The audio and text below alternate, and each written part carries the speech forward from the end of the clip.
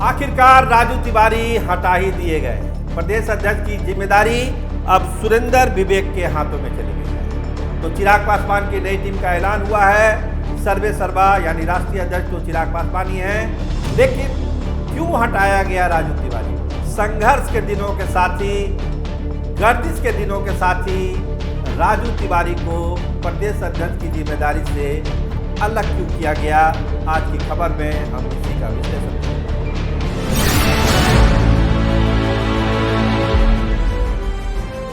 नमस्कार, आप देखना शुरू कर चुके हैं स्टार टीवी बिहार। मैं आपके साथ सरोज सिंह।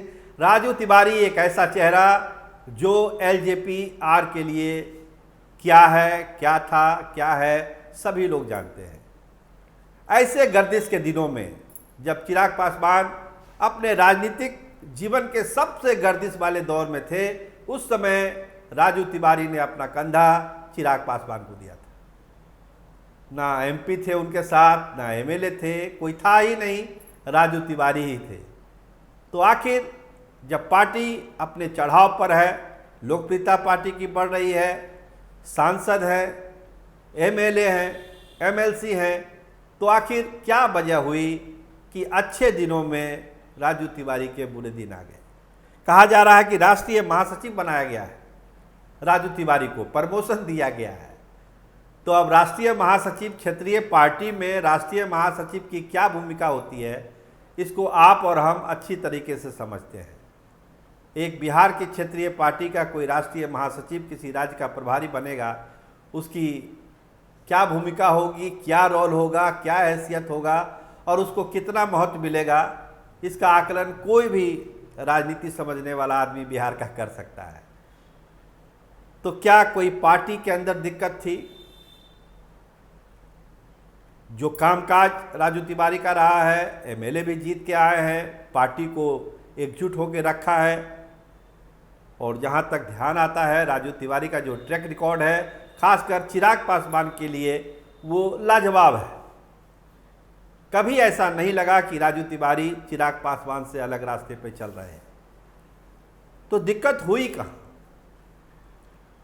क्या अरुण भारती की बढ़ती हुई महत्वाकांक्षा राजू तिवारी के आड़े आ गई, राजू तिवारी की दुश्मन बन गई?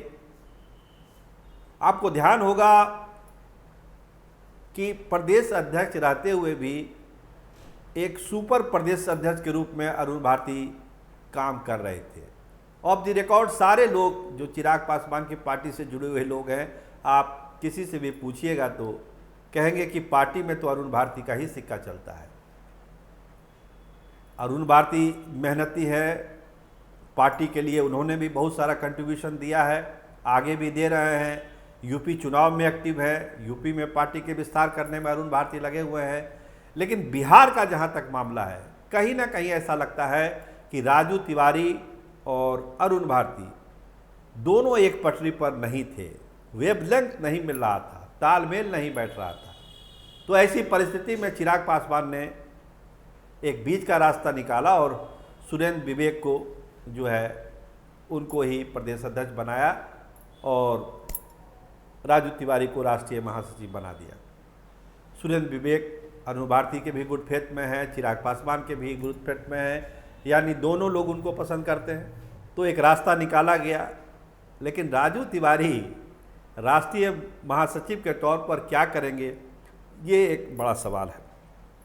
बहुत सारे लोग, देखिए जनार्दन पासवान को झारखंड की जिम्मेदारी गई है, उनको प्रदेश अध्यक्ष बनाया गया है झारखंड का। धीरेन्द्र मुन्ना राष्ट्रीय महासचिव बनाए गए हैं, अब्दुल खालिक प्रधान महासचिव हैं।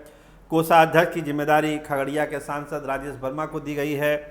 अशरफ अंसारी भी को भी पार्टी में बड़ा पद दिया गया है। मतलब जो नई टीम बनी है चिराग पासवान की, उसमें कोशिश की गई है कि युवाओं को ज़्यादा मौका दें। जेएनजी का ज़माना है, चिराग पासवान इसको समझते हैं। बिहार सबसे यंगेस्ट स्टेट है, तो स्वाभाविक है युवाओं की भूमिका महत्वपूर्ण है, इसलिए युवाओं को ज़्यादा से ज़्यादा मौका दिया गया।